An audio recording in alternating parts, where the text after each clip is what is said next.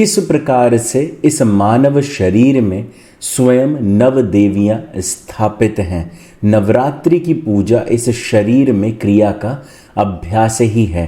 किस प्रकार से विजयदशमी में दशम द्वार को पार करके मनुष्य सूक्ष्म लोकों से संपर्क स्थापित कर सकता है।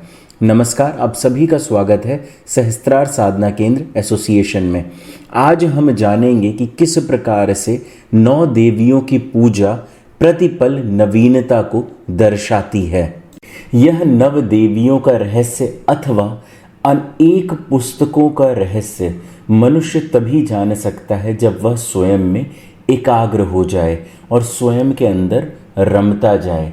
किस प्रकार से यह 9 देवियां शैलपुत्री, ब्रह्मचारिणी, चंद्रघंटा, कुष्मांडा, स्कंदमाता, कात्यायनी, कालरात्रि एवं महागौरी इस शरीर के ही क्रिया अभ्यास में विराजमान है। जितना अधिक हम स्वयं में एकाग्र होते जाएंगे, इसे हम जानते जाएंगे।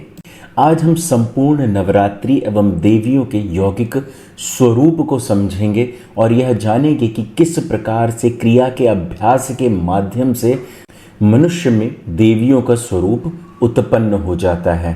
सर्वप्रथम हमें समझना होगा नवरात्रि का अर्थ। नव के अर्थ को हम बाद में समझते हैं, उससे पहले हम समझने का प्रयास करेंगे रात्रि का अर्थ। रात्रि को हम अंधकार से दर्शाते हैं। अंधकार सदैव अज्ञान को दर्शाता है, अर्थात जब भी अंधकार होगा, जो हमारी ज्ञान सीमा होगी वह इंद्रियों के आधार पे भी न्यूनतम होगी।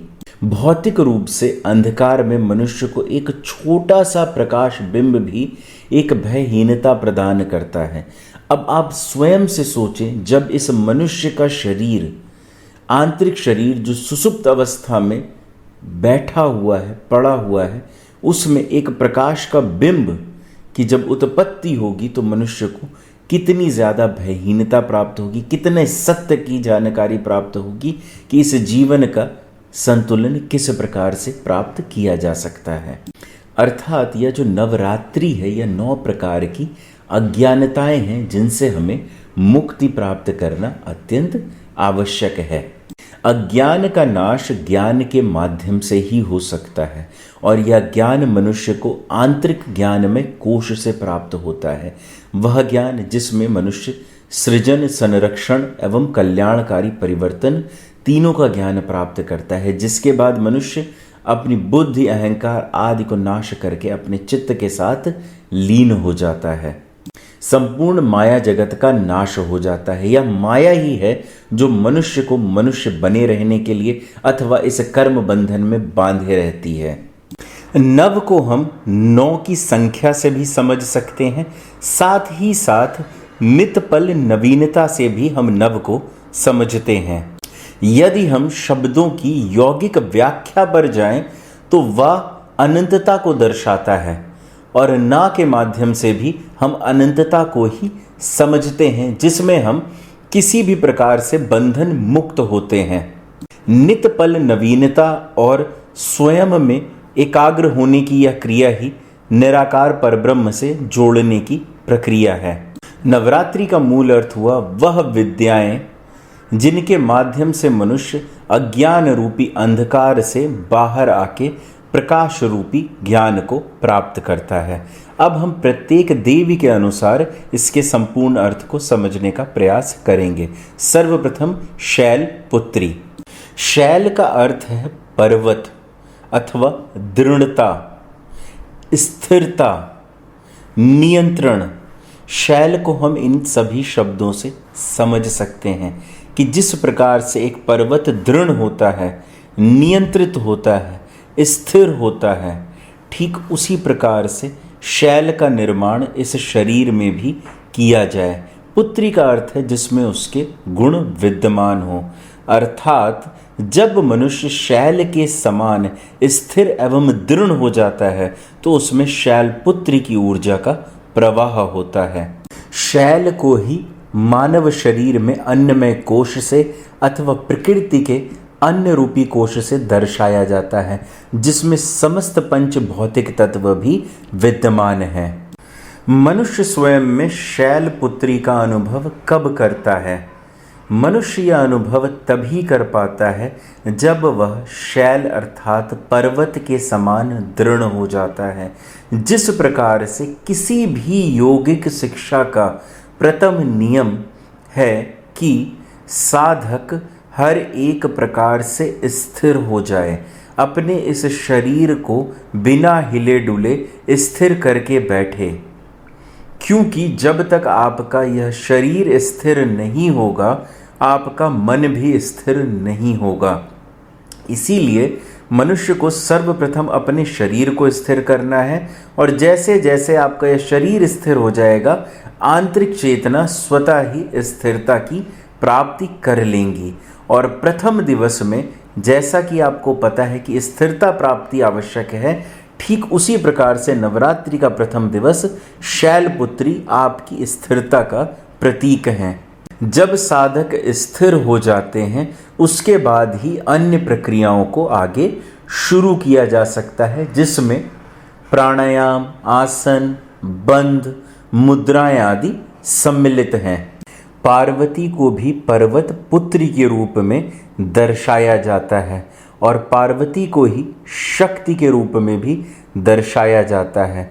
और शिव में यदि ई की मात्रा को हटा दिया जाए तो शव की ही शेषता बच जाती है, इसलिए उस ई को शिव के सबसे निकटतम अथवा शक्ति के रूप में भी दर्शाया जाता है। इस प्रकार से जो शरीर की दृढ़ता है भौतिक शरीर में, उसे शिव के रूप में भी जाना जा सकता है।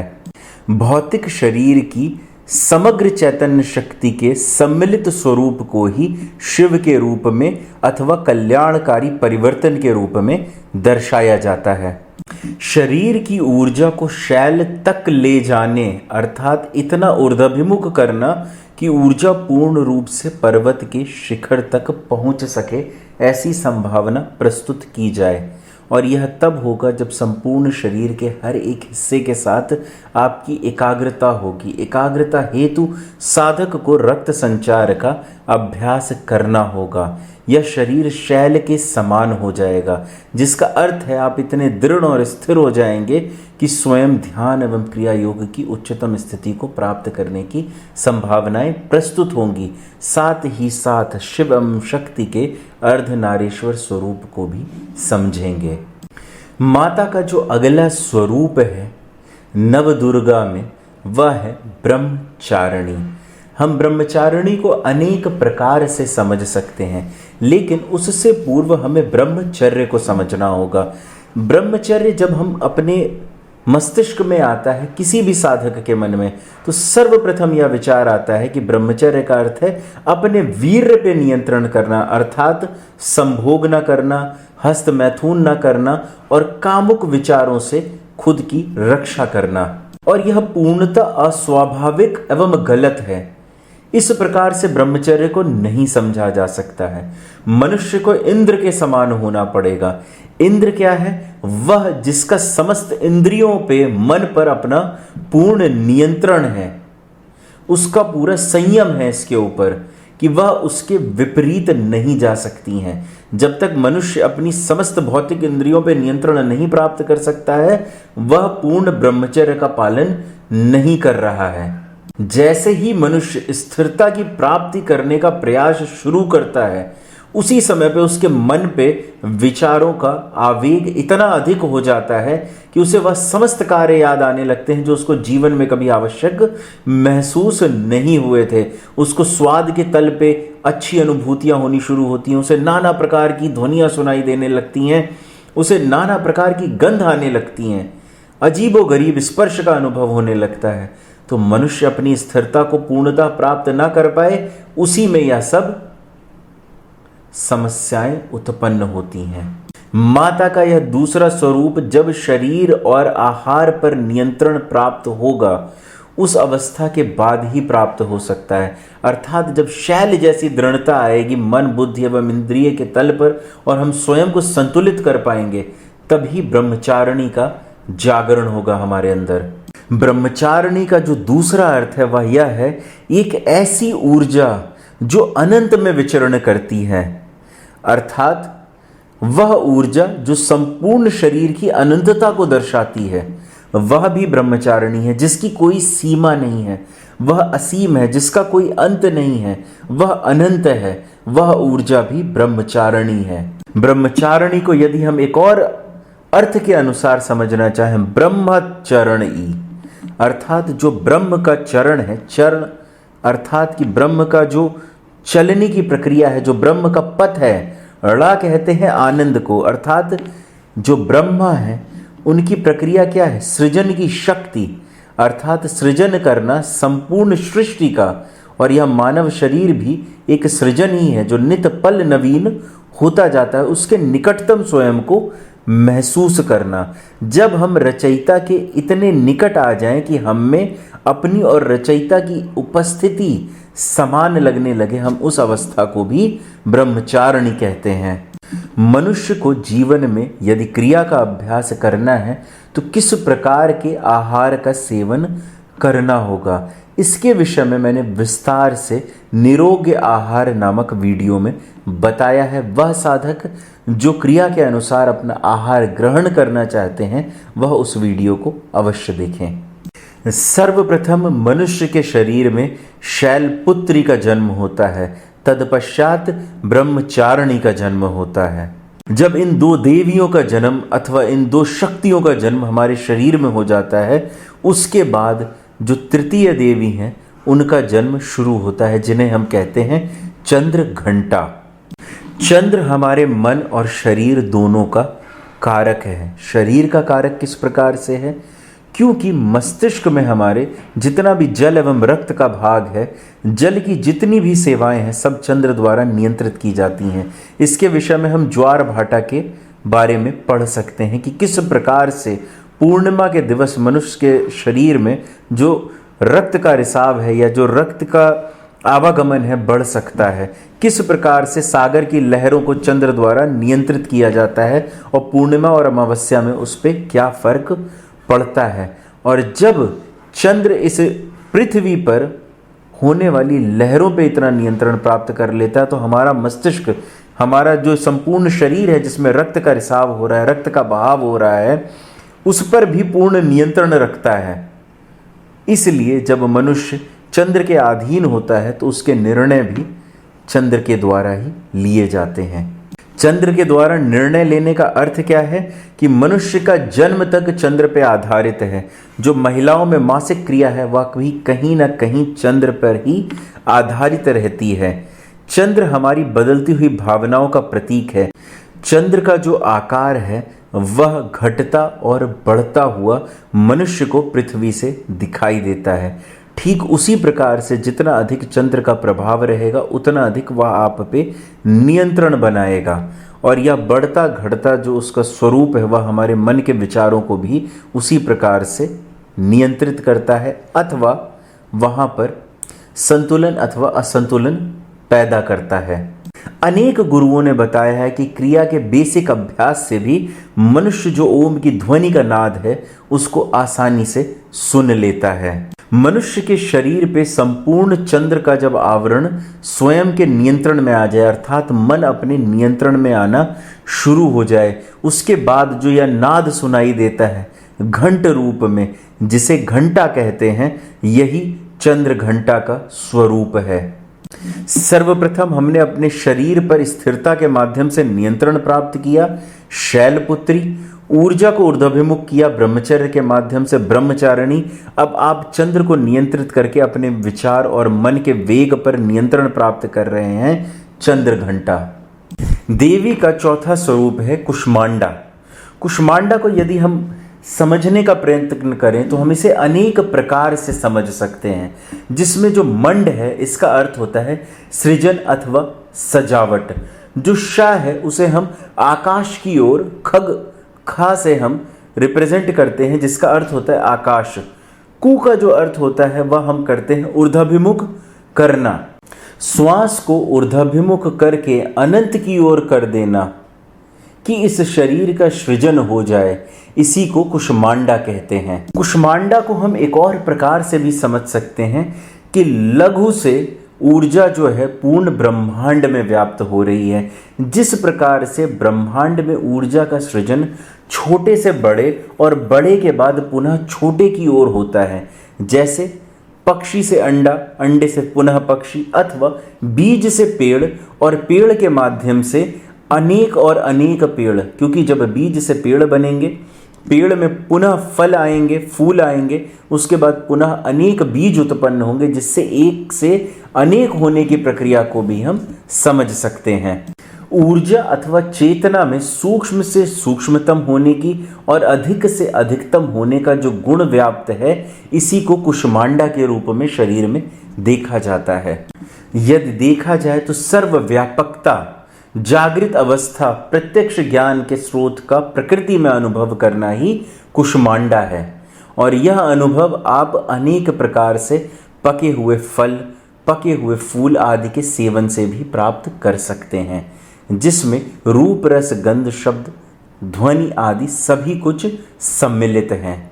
देवी का अगला स्वरूप है माता, स्कंद माता। स्कंद का अर्थ होता है विनाश होना अथवा क्षीण होना।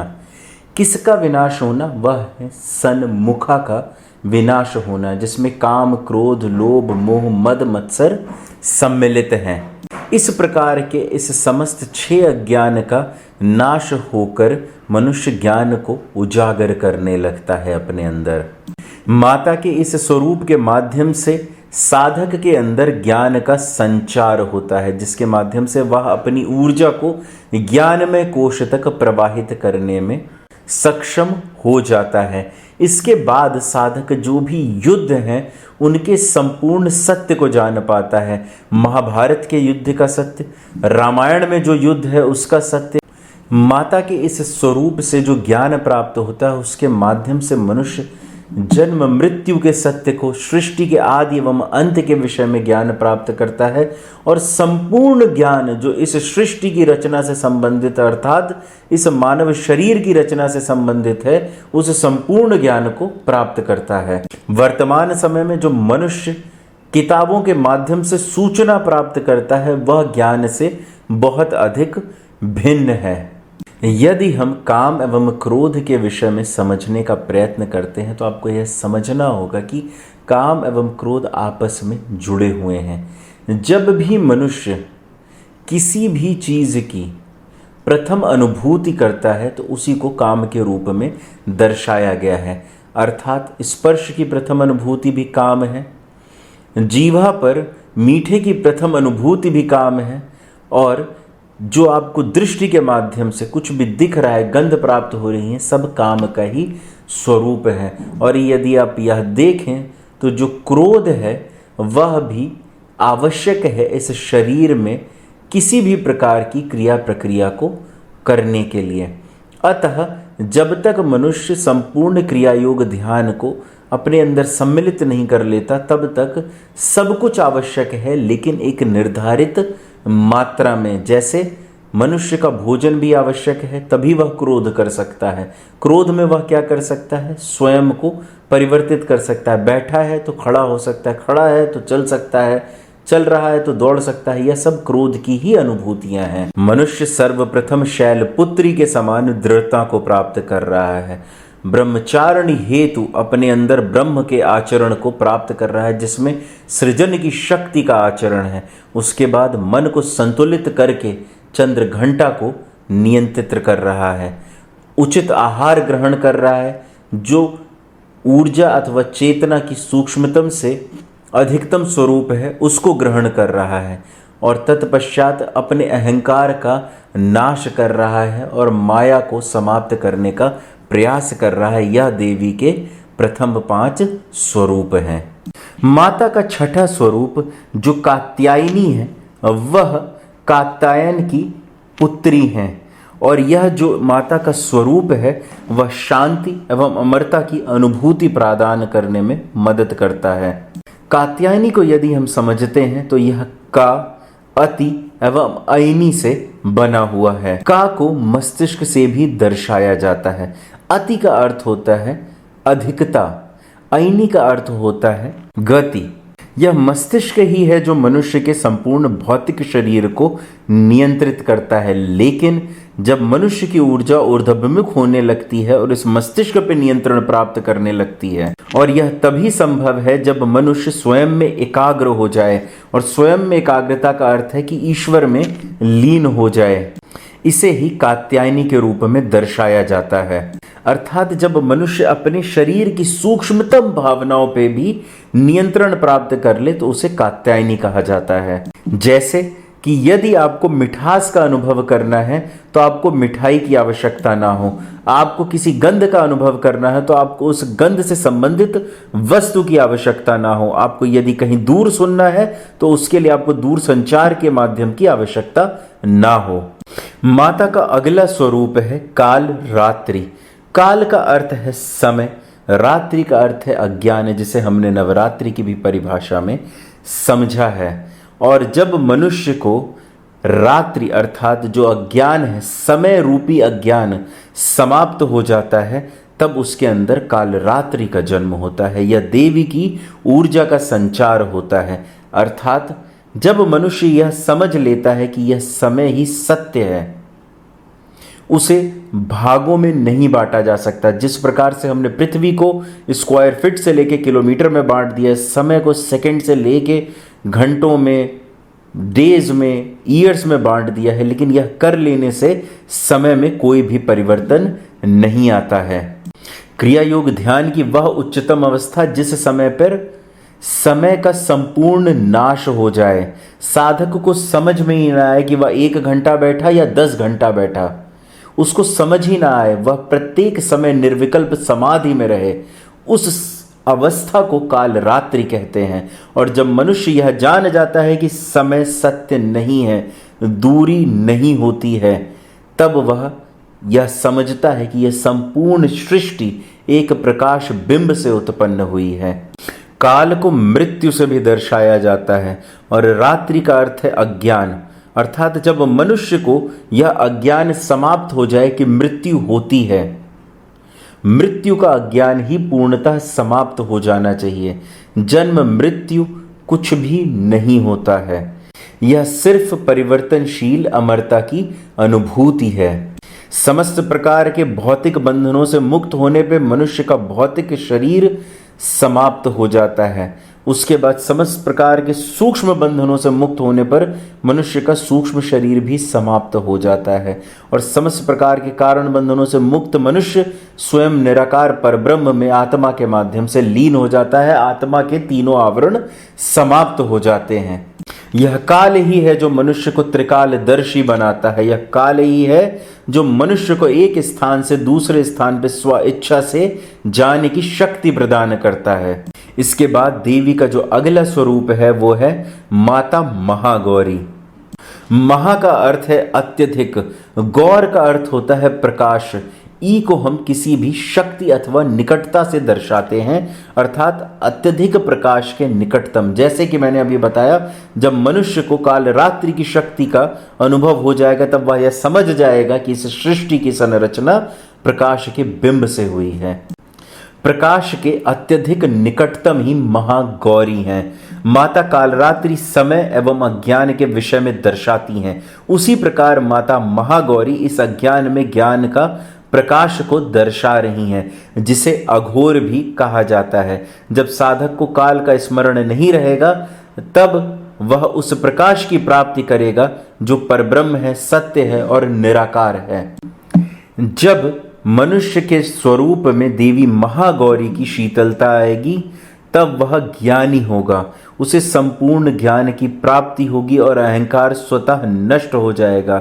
यह प्राप्ति तब होगी जब आप अपने सूक्ष्मतम स्वरूप में प्रवेश कर पाएंगे और आंतरिक से आंतरिक कोशों में प्रवेश करके आप इस सृष्टि के समस्त प्रकाश की उत्पत्ति का कारण समझ पाएंगे। ध्यान की अवस्था में जब आप अपने सृजन से लेके अंत तक का अनुभव करते हैं, ब्रह्मांड में हो रही क्रियाओं को अनुभव करते हैं, ग्रहों की गति विगति का अनुभव करते हैं, यह देवी उनका ही प्रतीक है। अज्ञान रूपी अंधकार प्रकाश रूपी ज्ञान के एक बिंब माध्यम से समाप्त हो जाता है।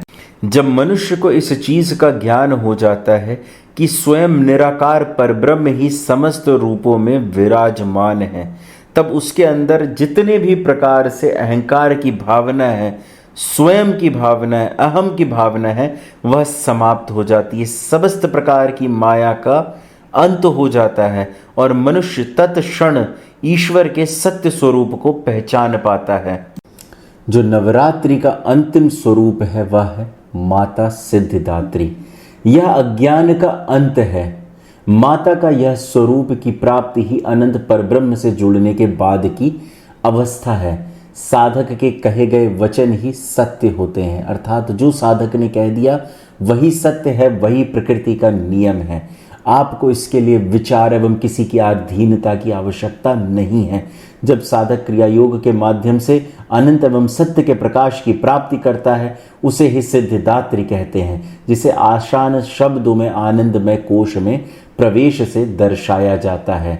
यह आने के बाद साधक को समझ में आता है कि सृष्टि की उत्पत्ति निराकार से साकार स्वरूपों में हुई है। प्रकाश है, इसलिए आज के समय में बल्ब आपको प्रकाशमान कर रहा है। विद्युत है, इसी वजह से यह तारों में विद्युत का प्रवाह हो रहा है। ध्वनि और प्रकाश ने मिलकर अनेक अणुओं को एकत्रित करके निर्माण किया है ग्रह, पिंड आदि का। एक अणु परमाणु में परिवर्तित होने की क्षमता रखता है, लेकिन वह धरती पर अपने अस्तित्व को मानव के प्रति त्याग करके रहता है, अहंकार और अहिंसा का प्रतीक देता है। यह देवी के 9 स्वरूप हैं, जिसे नव द्वार के रूप में भी दर्शाया जाता है, अर्थात 9 द्वार, 9 डोर्स के रूप में भी दर्शाया जाता है। उसके बाद आता है 10वां द्वार, जिसे महर लोक के रूप में दर्शाया जाता है, जो कि मनुष्य का और सूक्ष्म जगत का एक केंद्र है। और यह द्वार है जिसके माध्यम से मनुष्य भौतिक शरीर के माध्यम से भी सूक्ष्म जगत में प्रवेश करता है। जब हम 9 देवियों को अपने अंदर जागृत कर लेते हैं तब हमें युद्ध की उत्तम परिभाषा समझ में आती है कि जो यह युद्ध है यह हमारा आंतरिक युद्ध है, जो हमारे स्वरूप में दंड में विद्यमान है, अर्थात जो हम अपने अंदर युद्ध कर रहे हैं, यहाँ पर उस युद्ध की चर्चा हो रही है। जितने भी नाम हैं सब के सब हमारे चक्र से संबंधित हैं, हमारे शरीर से संबंधित हैं। कुरुक्षेत्र क्या है, धर्म क्षेत्र क्या है, यह सब कुछ हमारे शरीर में ही विद्यमान है। और हम इस समय पर समझ पाते हैं कि रावण की जो बुद्धि है उसका राम में परिवर्तन ही रावण वध है, जिसे हम विजयदशमी के रूप में मनाते हैं, अर्थात रावण रूपी अज्ञान का राम रूपी ज्ञान के प्रकाश में परिवर्तन होना। रावण की प्रवृत्ति का संपूर्ण रूपांतरण राम की प्रवृत्ति में हो जाए, वही राम रावण युद्ध का अंत है, जिसमें रावण को मृत घोषित किया जा रहा है। अर्थात जब भी एक सामान्य मनुष्य में ऊर्जा का प्रवाह इतना अधिक हो जाए कि उसका संपूर्ण दंड में जो ऊर्जा का प्रवाह है वह ऊर्ध्वभिमुख हो जाए और वह अपने निराकार परब्रह्म के साथ जुड़ जाए, इसी प्रक्रिया को युद्ध का अंत कहा जाता है। और इस मानव शरीर का अंत हो जाता है क्योंकि नव निर्माण शुरू हो जाता है। नव निर्माण क्या है कि मनुष्य का निराकार परब्रह्म के साथ मिलन हो जाना, अर्थात वह सभी रूपों में ईश्वर की उपस्थिति को प्राप्त कर लेता है, वह सभी स्वरूपों के साथ एक संपर्क स्थापित कर लेता है और संपूर्ण सत्य को जान लेता है। हम रामायण को कुछ शब्दों में यदि समझना चाहें, जब सीता रूपी मन रावण रूपी अहंकार के वश में होता है तब राम रूपी शक्ति विचरण करती है, अर्थात विचारों से घिरी रहती है। अब ऐसी अवस्था में यह शक्ति मन पर पूर्ण नियंत्रण प्राप्त नहीं कर पाती है। उसके लिए हनुमान अर्थात श्वास अथवा प्राणायाम की मदद लेनी होती है, जिसके साथ ही साथ लक्ष्मण अर्थात ध्यान की अवस्था क्रिया योग ध्यान की प्राप्ति होती है और श्वास वायु पर नियंत्रण के माध्यम से राम रूपी शक्ति अपने मन पर पूर्ण अधिकार प्राप्त कर लेती है और अहंकार की पराजय होती है। यही पूर्ण प्रक्रिया है जो रामायण में समझाई गई है, जिसमें रावण रूपी अहंकार का अंत हुआ है राम के द्वारा। यही विजयदशमी का पर्व है और 9 देवियों की यौगिक व्याख्या है। समस्त साधक प्रत्यक्ष रूप से क्रिया योग का अभ्यास कर सके, इसके लिए लखनऊ उत्तर प्रदेश में संस्था द्वारा आश्रम निर्माण किया जा रहा है, जो कि पूर्ण रूप से क्रिया योग मंदिर है। मैं आप सभी से निवेदन करता हूं कि नित्य प्रतिदिन रक्त संचार का अभ्यास करें, क्रिया योग ध्यान का अभ्यास करें। मेरा नाम देवांशु है। मैं आप सभी का स्वागत करता हूं। नमस्कार एवं धन्यवाद।